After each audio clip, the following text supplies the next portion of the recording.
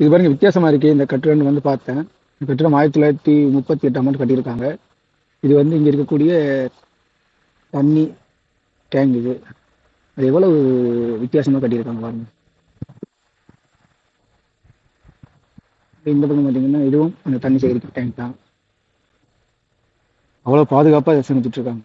இப்போ அங்க இருந்து ஆத்துல இருந்து தண்ணி எடுத்துட்டு வந்து இந்த இது வந்து இப்போ நான் நிக்கிற இடம் வந்து கீழே வந்து தண்ணி சேகரிப்பு இடம்.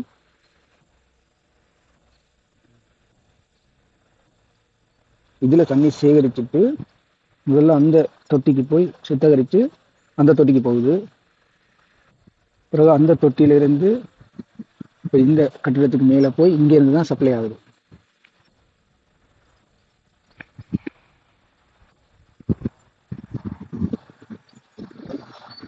எவ்வளவு பாதுகாப்பான முறையில சேமிக்கிறாங்கன்னு நீங்களே பாருங்க.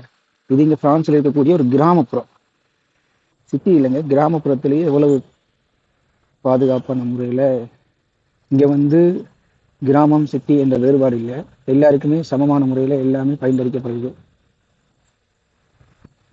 இதை பத்தி என்ன நினைக்கிறீங்கன்னு மறக்காம கமெண்ட்ஸ்ல சொல்லுங்க.